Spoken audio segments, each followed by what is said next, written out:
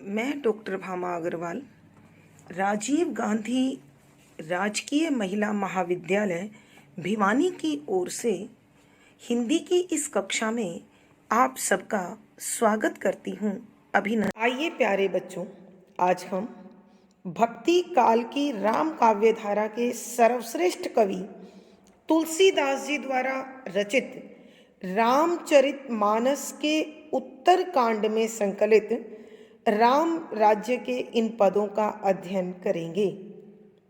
प्यारे बच्चों, जैसा कि आप जानते हैं, रामचरितमानस एक ऐसा ग्रंथ है जो समाज के प्रत्येक रिश्ते नाते, प्रत्येक कार्य और हर प्रकार के व्यवहार में आदर्श की स्थापना के उद्देश्य से रचा गया है। यहाँ राम के राज्य की विशेषताओं का उल्लेख करते हुए कवि तुलसीदास जी ने उनकी भूरी भूरी प्रशंसा की है।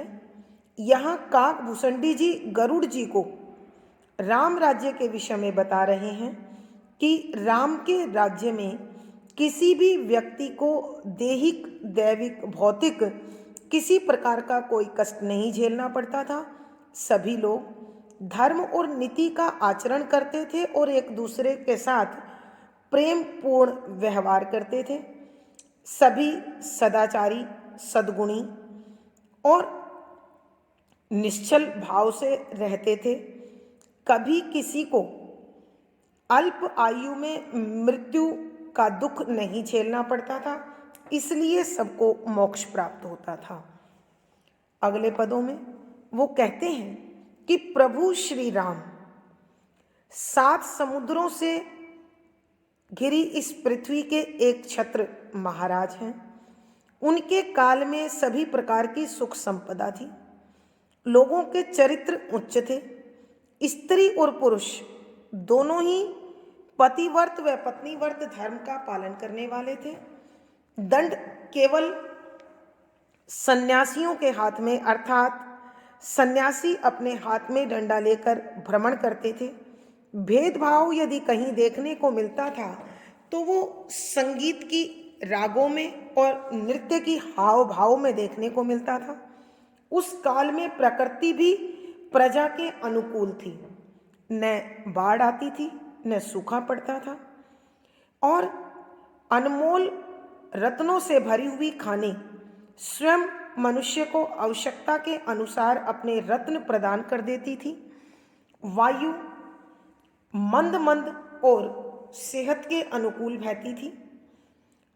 यहाँ दशों दिशाओं में प्रसन्नता का वातावरण रहता था।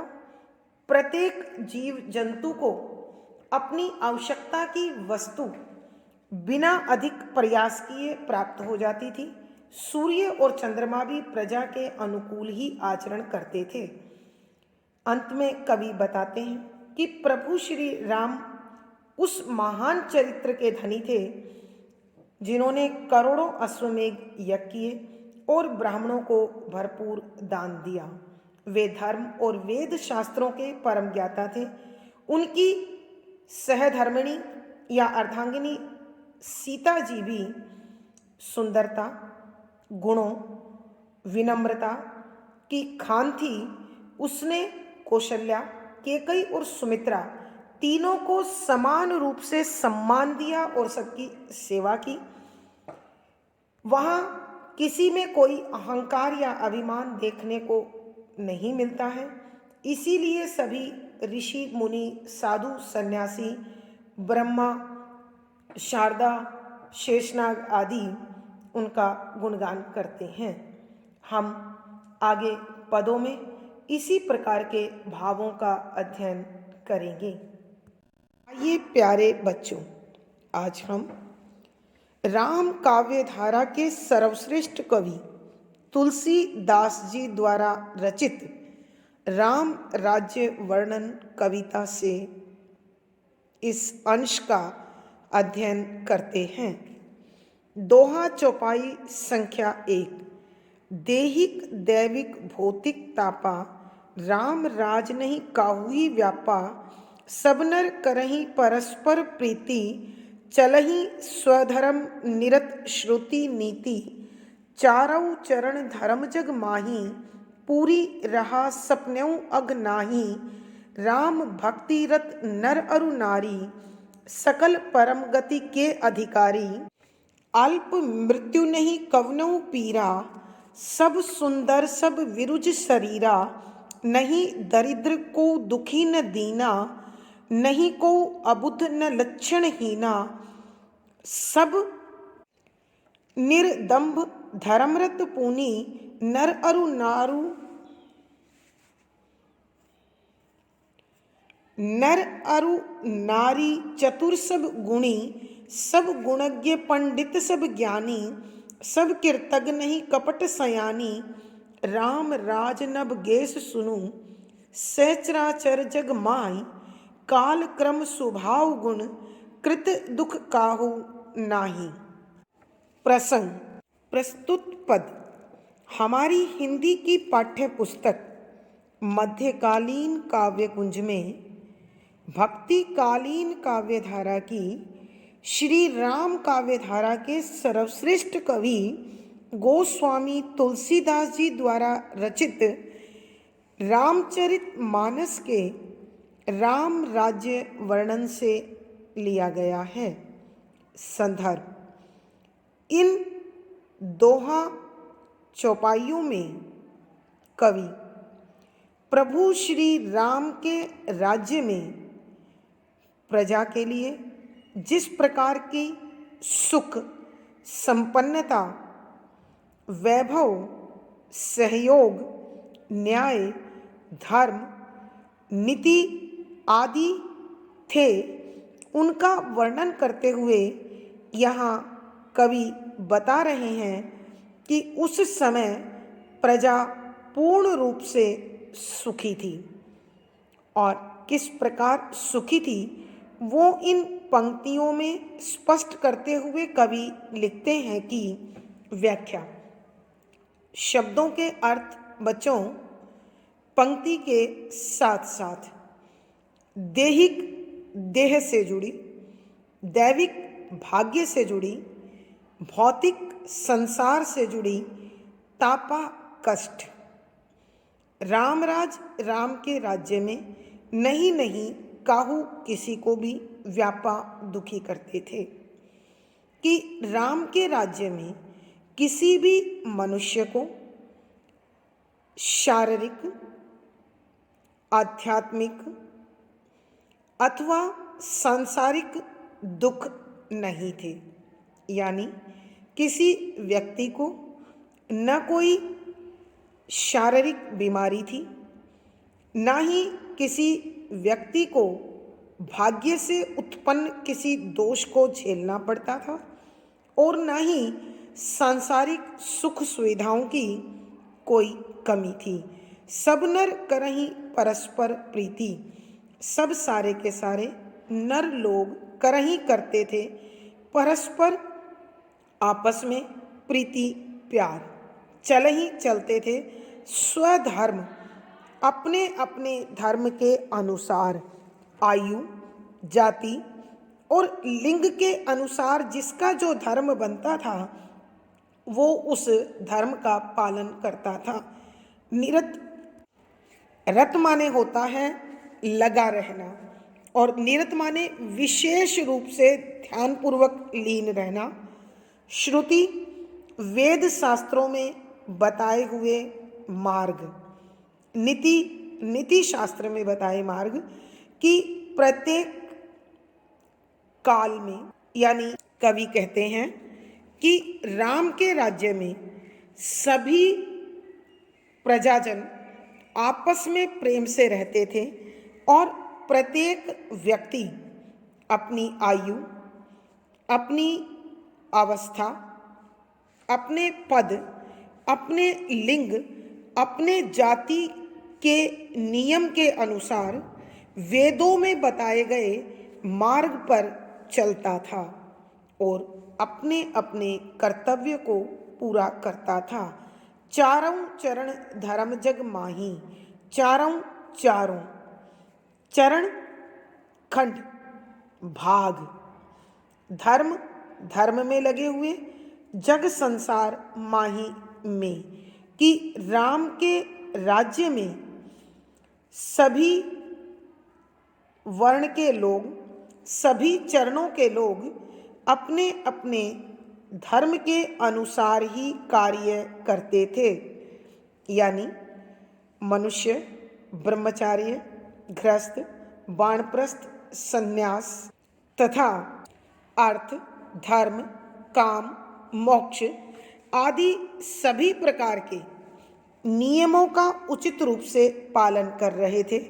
पूरी रहा सपनेऊ अग नाही, पूरी तरह से रहा रहता था सपनेऊ, सपने में भी अग पाप बुराई नहीं था, कि सभी लोग आश्रम, वर्ण, पुरुषार्थ आदि के अनुसार कार्य करते थे। सपने में भी कोई व्यक्ति पाप करने की नहीं सोचता था। राम भक्ति रत नर अरु नारी, राम राम की भक्ति में रत लगे हुए थे नर पुरुष, अरु और नारी स्त्रियां, कि उस समय स्त्री हो अथवा पुरुष सभी राजा राम की भक्ति में लीन रहते थे। सकल परम गति के अधिकारी, सकल सारे के सारे परम गति अर्थात मोक्ष, मुक्ति। किससे मुक्ति? चिंता से मुक्ति, बीमारी से मुक्ति, कष्ट से मुक्ति, तनाव से मुक्ति और इस संसार में बार बार जन्म लेने से मुक्ति। तो उस समय अधिकारी, हकदार, कि उस समय जब राम का राज्य था तो सभी व्यक्ति वेदों में बताए गए मार्ग पर चलते थे।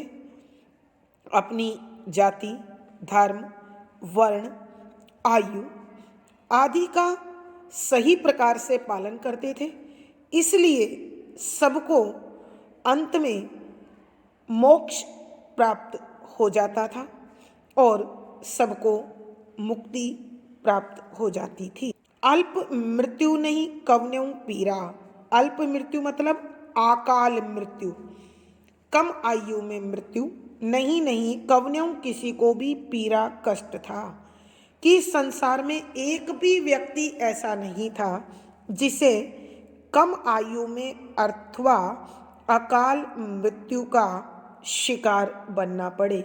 सब सारे सुंदर सुंदर शरीर वाले, सब के सब विरुज निरोगी शरीर वाले थे, कि संसार में रहने वाला प्रत्येक प्राणी, यानी राम के राज्य में जो प्रजा थी वह अत्यंत सुंदर और निरोगी शरीर वाली थी।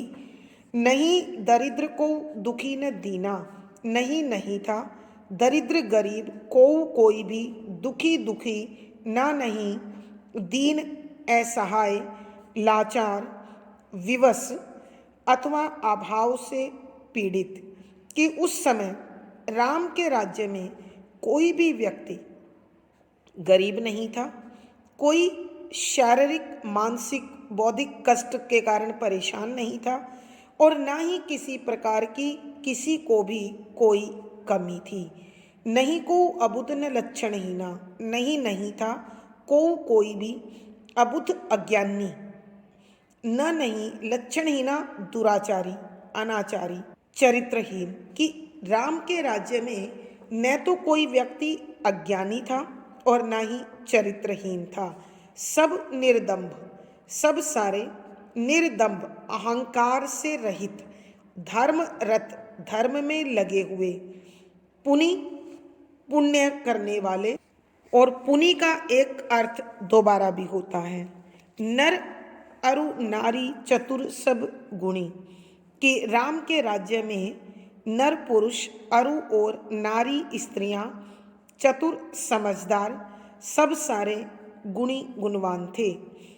कि कवि कहते हैं कि राम के राज्य में सभी व्यक्ति अहंकार से रहित, आडंबर से रहित, छल कपट से रहित थे, सब पुण्य आत्मा थे, सब धर्म में लीन रहते थे और इतना होने पर भी सभी स्त्री और पुरुष समझदार और गुणवान भी थे। सब गुणज्ञ पंडित, सब ज्ञानी, सब सारे के सारे गुणज्ञ, गुण से भरे हुए पंडित, ज्ञान से भरे हुए विद्वान, सब सारे के सारे ज्ञानी, आध्यात्मिक ज्ञान से भरे हुए थे। सब कृतज्ञ, सब सारे के सारे कृतज्ञ, किए का उपकार मानने वाले, नहीं नहीं कपट छल सयानी चालाक, कि उस समय कोई भी व्यक्ति ऐसा नहीं था जो कृतघ्न हो, यानी उपकार को स्वीकार न करता हो, छल कपट का अनुकरण करता हो और किसी से चालाकी करता हो। कहने का अभिप्राय यह है कि प्रभु राम के राज्य में उनकी प्रजा वेद शास्त्रों की ज्ञाता थी, नीति के अनुसार गुणों की खान थी और उनमें जीवात्मा परमात्मा को लेकर एक अच्छी जानकारी और आपसी समझ थी। उसके यानी राम के राज्य में सब लोग एक दूसरे के प्रति दयालु, उदार, सहनशील और सहिष्णु थे और किसी के हृदय में कोई छल कपट और कोई चालाकी नहीं थी। राम राज नभगेश सुनो। राम राज, राम के राज में नभगेश, नभ के स्वामी अर्थात गरुड़ जी, काक भुसंडी जी गरुड़ जी से कहने लगे, राम राज नभगेश सुनो, कि हे आकाश के स्वामी गरुड़ जी सुनो, राम के राज्य में चराचर जगमाही। काक भुसंडी जी गरुड़ जी को कहने लगे कि हे गरुड़ जी सुनिए, राम के राज्य में, इस सकल ब्रह्मांड में, इस चराचर जगत में, इस जड़ चेतन जगत में किसी को भी किसी कारण से कोई कष्ट नहीं था। न कोई काल के कारण, यानी उनके राम के राज्य में, न कोई अपने अपने कर्म से, न स्वभाव से और न ही गुणों से कोई व्यक्ति गिरा हुआ था या उसने अपने धर्म का अनुकरण छोड़ रखा था। तो काल के अनुसार, कर्मों के अनुसार, स्वभाव के अनुसार और गुणों के अनुसार कोई भी व्यक्ति अनुचित कार्य नहीं करता था, इसलिए किसी को किसी प्रकार का कोई दुख नहीं था। एक बार फिर बच्चों इस पूरे दोहा चौपाई की मैं व्याख्या कर रही हूँ, ध्यान से सुनिए। काक भुसंडी जी गरुड़ जी को राम राज्य का वर्णन करते हुए कहते हैं कि हे गरुड़ जी सुनिए, राम के राज्य में देहिक दैविक भौतिक तापा राम राज नहीं काहू व्यापा, कि राम के राज्य में किसी को भी शारीरिक, मानसिक, भौतिक कष्ट नहीं झेलने पड़ते थे। अर्थात न कोई बीमार था, न कोई भाग्यहीन था और न ही सांसारिक सुख सुविधाओं से रहित था। सब नर करहीं परस्पर प्रीति, चलहीं स्वधर्म निरत श्रुति नीति, कि सभी लोग आपस में एक दूसरे से प्यार करते थे और अपने अपने वर्ण, अवस्था, आश्रम, जाति के अनुसार वेदों में बताए गए रास्ते का अनुकरण करते थे। चारों चरण धर्म जग माही, पूरी रहा सपनेऊ अगनाही, कि चारों वर्ण, हर जाति अपने अपने कर्मों के अनुसार, अपने अपने धर्म के अनुसार आचरण करती थी और कोई सपने में भी पाप करने की नहीं सोचता था। राम भक्तिरत नर अरु नारी, सकल परम गति के अधिकारी, कि राम के राज्य में हर स्त्री और पुरुष राम की भक्ति में लीन रहते थे, इसलिए सबको अंत काल में मोक्ष प्राप्त हो जाता था। अल्प मृत्यु नहीं कवन्यों पीरा, कि कोई भी व्यक्ति ऐसा नहीं था जिसे अकाल मृत्यु अथवा कम उम्र में मृत्यु का दुख झेलना पड़े। सब सुंदर सब विरुज शरीरा, कि राम के राज्य में सब लोग सुंदर और निरोगी शरीर वाले थे। नहीं दरिद्र को दुखी न दीना, कि कोई भी व्यक्ति न गरीब था न दुखी था और न ही लाचार बेबस था, नहीं को अबुध न लक्षणहीना, कि कोई भी व्यक्ति अज्ञानी और चरित्रहीन नहीं था। सब निर्दम्ब धर्मरत पुनि, और फिर सभी के सब अभिमान से रहित, अहंकार से रहित, आडंबर से रहित थे और धर्म का पालन करने वाले थे। नर और नारी चतुर सब गुणी, कि स्त्री हो अथवा पुरुष सब समझदार थे और सब गुणों से भरे हुए थे। सब गुणज्ञ पंडित सब ज्ञानी, कि सब नीति के अनुसार गुणी थे, शास्त्रों के ज्ञाता थे और सब जीवात्मा परमात्मा के ज्ञान के जानकार थे। सब कृतज्ञ नहीं कपट सयानी, कि सबके सब लोग किए गए उपकार को मानने वाले थे, यानी सबके मन उदार थे। वो एक दूसरे की भलाई करके चलते थे, किसी के भी चरित्र में छल कपट या चालाकी नहीं थी। राम राज्य नब गेस सुनु, सचराचर जग माई, काल क्रम स्वभाव गुण कृत दुख काहू नाई, कि राम के राज्य में, इस सारे ब्रह्मांड में, सारे जड़ चेतन में कोई भी व्यक्ति किसी भी प्रकार से, चाहे वो काल हो यानी मृत्यु अथवा समय हो, चाहे उनके कार्य हो, चाहे उनका स्वभाव हो, चाहे उनके गुण हो, सब पूरे पूरे थे। सबको उनके अनुसार ही आचरण करने में आनंद आता था, इसलिए उनके समय में कोई भी दुखी नहीं था। भावार्थ, कहने का भाव यह है कि राम के राज्य में प्रजा किसी भी प्रकार से दुखी नहीं थी। विशेष, यहाँ कवि ने राम के राज्य के समय में प्रजा के सुख आनंद समृद्धि का वर्णन किया है अथवा राम राज्य की विशेषताओं के विषय में बताया है। शुद्ध साहित्यिक अवधि भाषा का प्रयोग हुआ है, भक्ति रस है, प्रसाद गुण है, दोहा चौपाई छंद का प्रयोग हुआ है, गीता और संगीतात्मकता बनी हुई है। यहाँ अनुप्रास, उल्लेख, संबोधन, स्वभावोक्ति आदि अलंकारों का सुंदर सटीक प्रयोग है। आज की कक्षा में बच्चों इतना ही। अगली कक्षा में फिर मुलाकात होगी।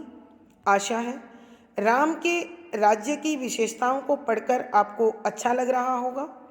वीडियो को लाइक करें, शेयर करें और चैनल सब्सक्राइब करें। आपका दिन और जीवन मंगलमय हो, इसी शुभकामना के साथ आभार, धन्यवाद।